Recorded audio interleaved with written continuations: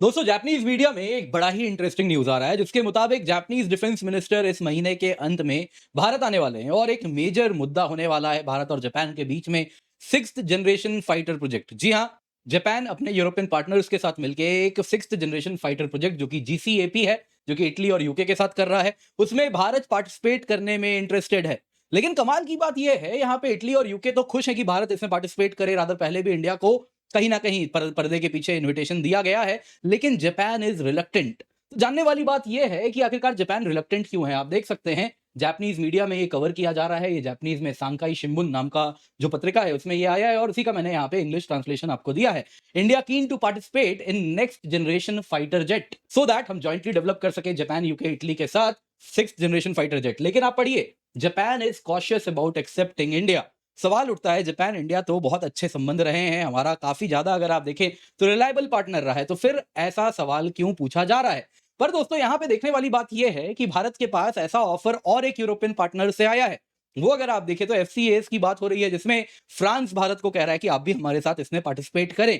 India कहीं ना कहीं दोस्तों दोनों में डिवाइडेड, एफसीएस ज्वाइन करें, जीसीएपी ज्वाइन करें, या अपना एमका प्रोग्राम जैसा चल रहा है उसको फर्दर आगे बढ़ाया जाए। यहाँ पे आप देख सकते हैं इंडिया ने already European combat drone program को पार्टिसिपेट किया, उसको ज्वाइन किया। सवाल पूछा जा रहा था क्या अब सिक्स जनरेशन फाइटर प्रोग्राम भी हम ज्वाइन करेंगे। यहाँ पे आप देख सकते हैं ऐसे भी रिपोर्ट आए इस साल के शुरुआत में कि इंडिया दोनों में से किसी को ज्वाइन नहीं करेगा, रादर एमका डेवलपमेंट प्रोग्राम को आगे बढ़ाएगा। लेकिन अब जो जापानीज मीडिया से सामने आ रहा है कि इंडिया इज परसुइंग कि हम कहीं ना कहीं जापानीज कंसोर्टियम के साथ मिलकर सिक्स जनरेशन फाइटर प्रोग्राम को आगे बढ़ाएं। तो यहाँ पर सवाल बहुत अहम पूछे जा रहे हैं। पहला तो आपके मन में आ रहा होगा कि आखिरकार ये दो सिक्स जनरेशन फाइटर प्रोजेक्ट्स क्या हैं जो यूरोप ही रन कर रहा है, और ऐसा क्यों यूरोप एक सिंगल प्रोजेक्ट क्यों नहीं बना रहा, दो पैरेलल प्रोजेक्ट्स क्यों।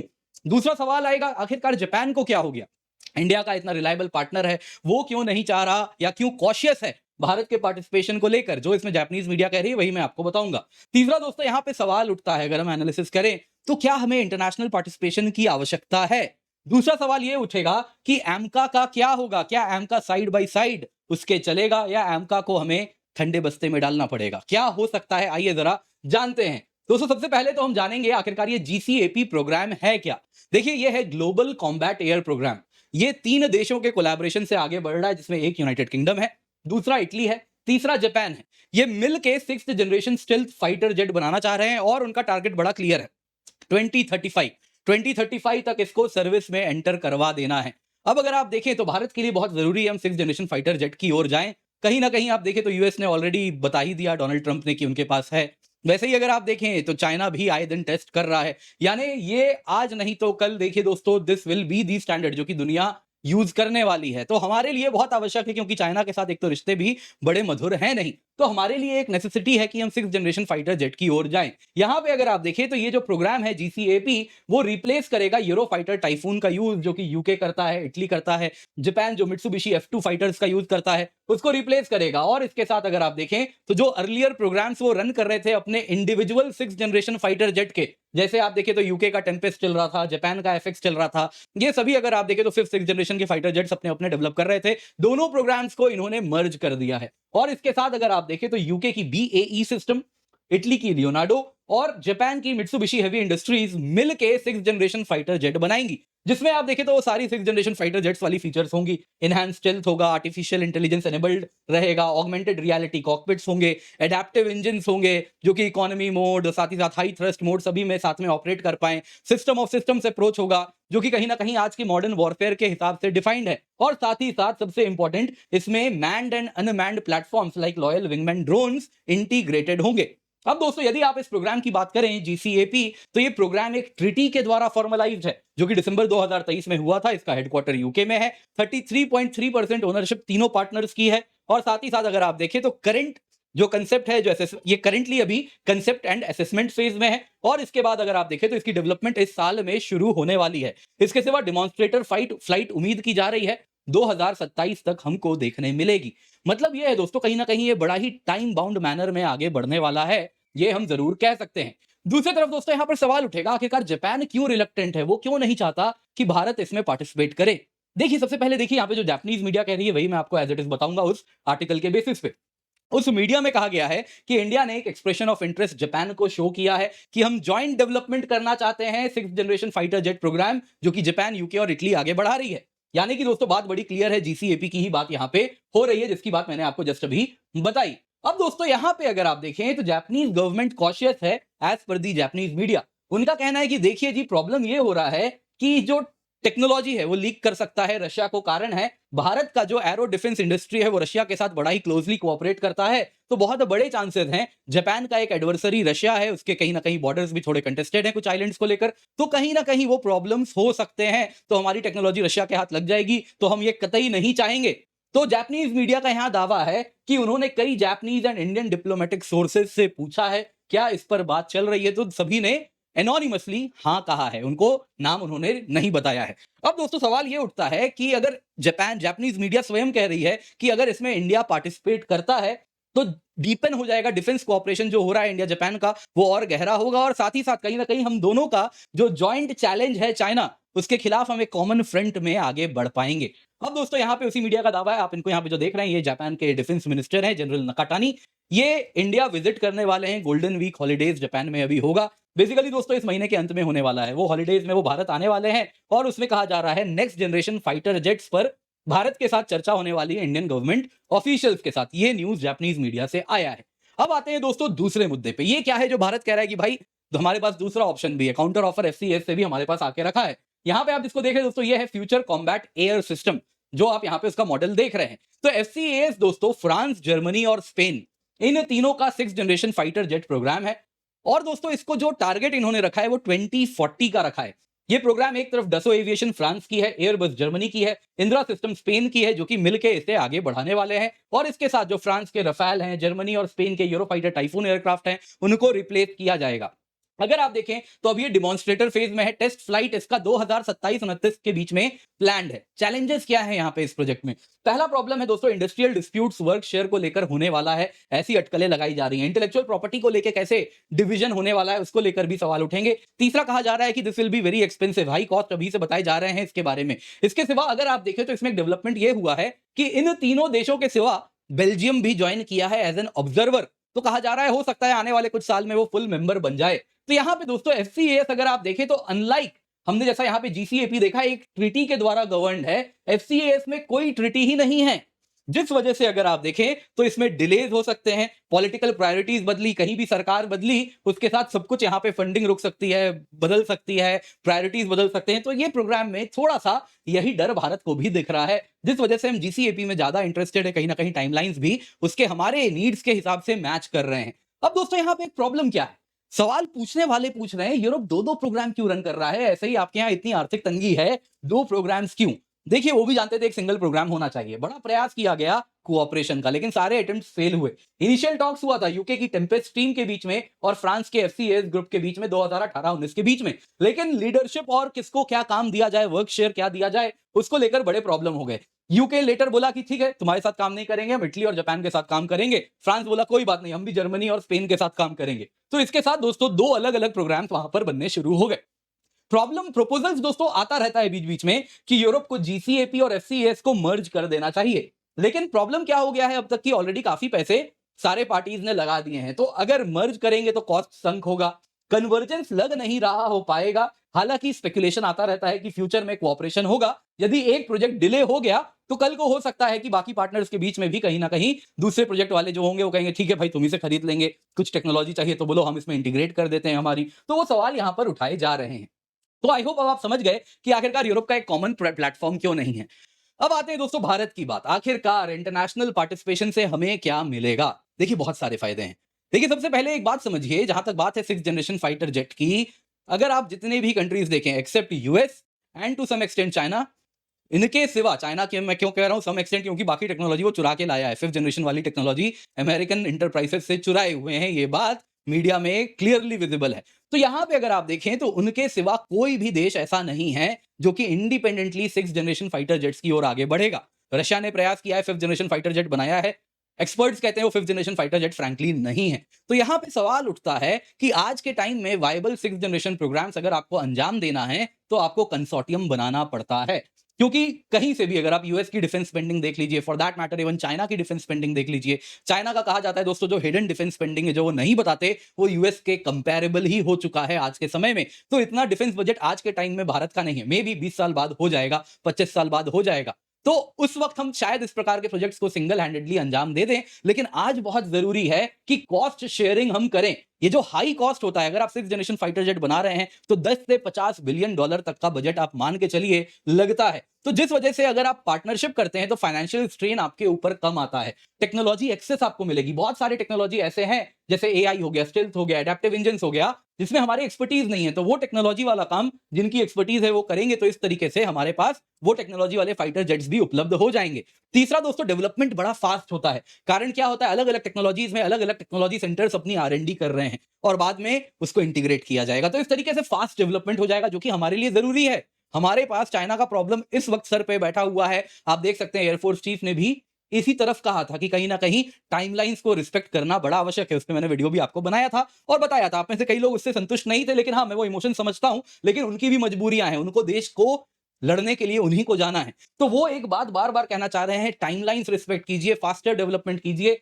और इस तरीके से फास्टर डेवलपमेंट हो पाता है जब आप इंटरनेशनल पार्टिसिपेशन, इंटरनेशनल पार्टनरशिप करते हैं। इसके सिवा क्या होगा दोस्तों, एक स्ट्रेटेजिक अलायंस बनता है कि हम मिलकर डिफेंस टेक्नोलॉजी पे काम करते हैं, कटिंग एज टेक्नोलॉजी जिसकी आवश्यकता आने वाले 25-30 साल तक हम सबको रहने वाली है, उसमें अगर हम मिलकर अलग अलग कंपोनेंट्स बना रहे हैं तो एक दूसरे के ऊपर इस प्रकार से हम बंध जाएंगे कि हर चीज में पार्टनरशिप हमें चाहिए होगी, तो डिफेंस पार्टनरशिप होगी। इसके सिवा एक्सपोर्ट पोटेंशियल होगा, क्योंकि एंड ऑफ द डे जब आर्म सेल होता है तो उसमें लॉबिंग का बड़ा रोल होता है।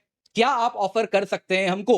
तो हाँ, यहाँ पे देखिए एक मेजर रोल होता है। अगर कोई P5 कंट्री है यूएन सिक्योरिटी काउंसिल की, तो ये भी एश्योरेंस देती है कि चलिए कुछ भी आपको यूएनएससी में होगा तो हम बचाने आएंगे, आपके खिलाफ कोई सैंक्शन नहीं लगेगा, कुछ नहीं लगेगा, हम सबको वीटो करेंगे। तो इस तरीके से एक एक्सपोर्ट पोटेंशियल भी बढ़ता है, क्योंकि जॉइंट लॉबिंग होती है और इस प्रकार के पार्टनर्स के साथ आप ये एश्योरेंस भी दे सकते हैं, तो कहीं ना कहीं एक्सपोर्ट में भी फायदा होगा। इसके सिवा रिस्क रिडक्शन होता है, क्योंकि जैसा मैंने बताया, end of the day cost बहुत ज्यादा है। आप कहीं ना कहीं कॉस्ट ज्यादा है, टेक्नोलॉजीज ऐसी हैं जो जरूरी नहीं है कि सारी की सारी फल फूल पाए, तो अनसर्टेनिटी बनी रहती है। तो इसमें बहुत जरूरी है कि कहीं ना कहीं वो रिस्क रिडक्शन हो, सब अपने अपने एक्सपर्टीज का ही काम करें। अब दोस्तों, जब हम ये समझ गए हैं बेनिफिट है, तो सवाल उठता है हमारे एमका प्रोग्राम का क्या होगा। देखिए चांसेस क्या है, मोस्ट लाइकली एमका हम पैरेलल में कंटिन्यू करेंगे, क्योंकि एमका अगर आप देखें तो इसको हम complementary 5th generation fighter programme की तरह रन करेंगे, जो कि कहीं ना कहीं आप देखें तो दूसरा पैरेलल यूरोप के साथ या किसी के भी साथ 6th जनरेशन प्रोग्राम हमारा चलता रहेगा। तो इससे बेनिफिट्स क्या होगा, पहला तो यह है कि इंडिजिनस आर&डी मोमेंटम आएगा। जो 6th जनरेशन फाइटर एयरक्राफ्ट के लिए हमने अलग अलग चीजें रिसर्च की हैं, वो कल को हम अपने एमका प्रोग्राम में भी इंट्रोड्यूस कर पाएंगे। साथ साथ जब डिफेंस पार्टनरशिप होगी तो एमका में भी उनसे जो उनकी जो टेक्नोलॉजी है, जब ये लेवल ऑफ ट्रस्ट आ रहा है, तो हमारे पास जो टेक्नोलॉजी सैंक्शंस लगे हुए हैं, बहुत सारी टेक्नोलॉजी हमारे पास नहीं आ पा रही है, तो वो ये भी पार्टिसिपेट कर सकते हैं, ये भी दे सकते हैं। तो इस तरफ क्रिटिकल टेक्नोलॉजीज में कहीं ना कहीं डीआरडीओ, एचएएल भी अपना काम करते रहेंगे, बाकी टेक्नोलॉजी ट्रांसफर की भी संभावना बनी रहती है। तो दोस्तों यहाँ पे क्या है कि एक तरफ तो क्या होगा, अगर एमका रहेगा तो एक हमारे पास डोमेस्टिकली कंट्रोल्ड प्लेटफॉर्म है, जो कि टोटली अगर आप देखें तो डोमेस्टिक टेक्नोलॉजी पर निर्भर करता है, फॉरेन सप्लाई चेन पर निर्भरता नहीं है, तो ये भी हमारे लिए बड़ा आवश्यक है। तो जो स्ट्रेटेजिक ऑटोनॉमी है वो हमेशा बनी रहती है। एट द सेम टाइम अगर आप देखें तो जो 6th जनरेशन प्रोग्राम है हमारा, उससे हम बहुत सारी टेक्नोलॉजी भी नई सीखेंगे, जो कि कल को एमका में हम इंट्रोड्यूस करेंगे। क्योंकि एंड ऑफ द डे एमका का भी गोल क्या है कि पोस्ट 2040 ये एक 6th जनरेशन फाइटर प्रोग्राम में तब्दील हो सके, तो इसके तरफ भी हम मूव कर पाएंगे, एमका को भी 6th जनरेशन के साथ कहीं ना कहीं इंटीग्रेट कर पाएंगे। उसमें ऑब्वियसली कुछ टेक्नोलॉजी तो हमारी होगी जो हम उनके साथ कोलैबोरेशन के दौरान डेवलप करेंगे, और कुछ टेक्नोलॉजी ऐसी होगी जो कि उनसे हम डायरेक्टली बाई करेंगे। कहीं ना कहीं आप देखिए, जब हम पार्टनरशिप कर रहे हैं तो टेक्नोलॉजी ट्रांसफर सबको एज इट इज नहीं मिलता, सबको कहीं ना कहीं आप देखें जो जो टेक्नोलॉजी बना रहे हैं वो उसको कटेल करके रखेंगे, फिर भी काफी कुछ हम सीख सकते हैं उससे। तो या तो वो टेक्नोलॉजी हमारी सप्लाई चेन ऐसी बन जाएगी कि वो हम पे निर्भर करेंगे, तो हमें वो टेक्नोलॉजी दे देंगे एमका के लिए, या फिर आप जानते ही हैं मैं क्या कहना चाह रहा हूं, हम एमका के लिए वो टेक्नोलॉजी भी डेवलप कर पाएंगे।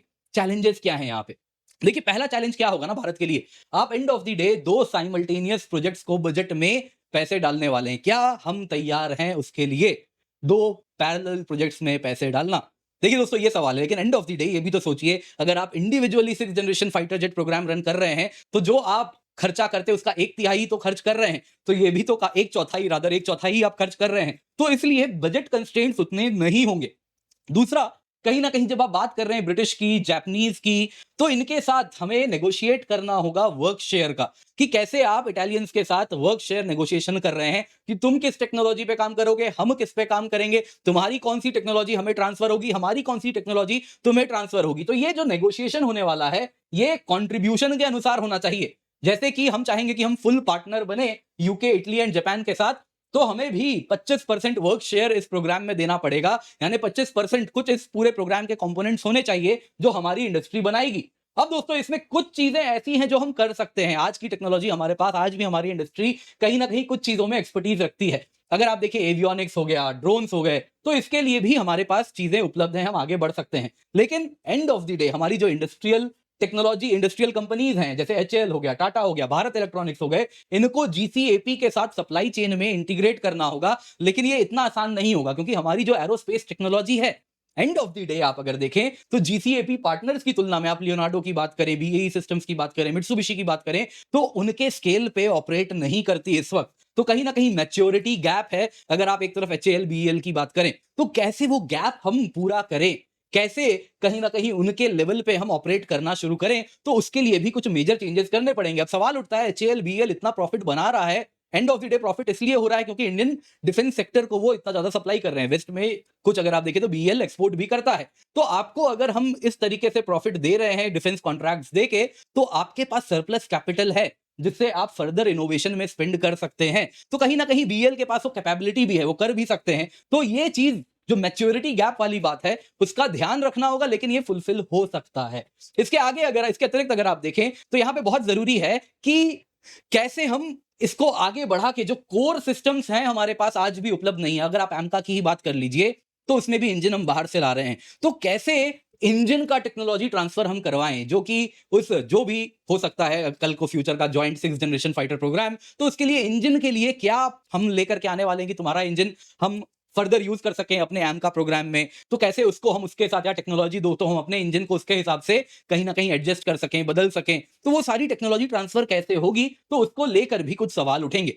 लेकिन दोस्तों यहाँ पे चैलेंजेस के सिवा कुछ बहुत बड़ा लेवरेज है हमारे पास। वो क्या है? एंड ऑफ द डे अगर आप देखें तो हमारी कुछ एक्सपर्टीज है इंडिजिनस टेक्नोलॉजी में, मिसाइल्स हो गए, ड्रोन्स हो गए, एवियोनिक्स हो गए। तो वो कहीं ना कहीं एक तरीके से हम कहेंगे कि जो 25% कंपोनेंट है उससे हम फुलफिल कर सकते हैं। दूसरा दोस्तों, यहाँ पे कॉस्ट इफेक्टिव मैन्युफैक्चरिंग का लोकेशन भारत हो सकता है। जो एंड ऑफ द डे पूरा इंटीग्रेशन होना है, उसमें हमारे प्राइवेट प्लेयर्स आ सकते हैं जो कहेंगे कि यहाँ पे इंटीग्रेट होगा, जो आप यूरोप में इंटीग्रेट करते हो इतना महंगे में करोगे, भारत में इंटीग्रेशन होगा, असेंबली होगी तो हम बड़े सस्ते में कर देंगे। तो इस तरीके से वो भी हम लेवरेज कर सकते हैं। तीसरा, हमारे पास एआई एंड सॉफ्टवेयर टेक्नोलॉजीज, उसमें भी हमारी एक्सपर्टीज है, तो वो वाला कंपोनेंट भी हम अपने इंटरनेशनल पार्टनर्स के साथ फुलफिल कर सकते हैं। और सबसे बड़ा लीवर हमारे पास जानते हैं क्या है? वो है मार्केट का। कहीं ना कहीं इतना बड़ा मार्केट एक्सेस है। सोचिए, आज हमारी डिफेंस एक्सपेंडिचर जो है वो आज से 25 साल बाद इतनी नहीं रहेगी। 25 साल बाद आप कुछ भी नहीं तो कम से कम इसका 4 गुना डिफेंस एक्सपेंडिचर देखने वाले हैं, अगर हम परसेंट ऑफ जीडीपी सेम भी रखें तो। तो इस वजह से आपके लिए, जो आप पूरा शायद यूरोप मिलके जितने आपके 6th जनरेशन फाइटर जेट्स खरीदेगा, उतना हम अकेले खरीदने वाले हैं। तो इस वजह से आपको इतना बड़ा कॉन्ट्रैक्ट मिलने वाला है। तो कहीं ना कहीं भारत के साथ आज बहुत फायदा है अगर आप कोऑपरेट करते हैं। तो ये बात दुनिया भी समझ रही है और यही लेवरेज की तरह भी हमें यूज करेंगे। बाकी आप क्या समझते हैं, क्या करना चाहिए हमें? क्या हमें एमका को ही आगे बढ़ाना चाहिए या फिर इंटरनेशनल पार्टनरशिप करनी चाहिए? अगर इंटरनेशनल पार्टनरशिप करें तो एफसीएएस की ओर जाएं, जो कि फ्रांस के द्वारा प्रोवाइडेड है, लेकिन लंबा टाइमलाइन है, कोई यहाँ पे कोई भी ट्रिटी नहीं है। या फिर जापान वाला जीसीएपी की ओर जाएं। अगर जापान मोस्ट लाइकली मान भी जाएगा, रिलक्टेंस फिलहाल होगा, तो वो एश्योरेंस उनको हम देंगे। तो क्या करना चाहिए भारत को? आपकी क्या राय है? मुझे बड़ा इंतजार रहेगा, आप जरूर बताएं उसके बारे में। तो कमेंट अवश्य करें उसके बारे में।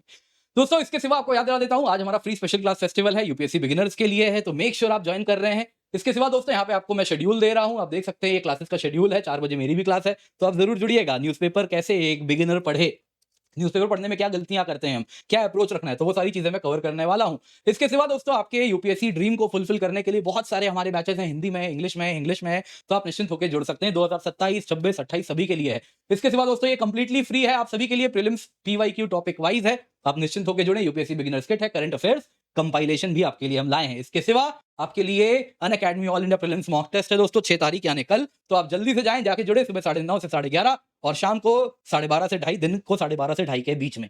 जल्दी से जाएं, नीचे पिन कमेंट में आपको लिंक मिल जाएगा, यूज द कोड KC10।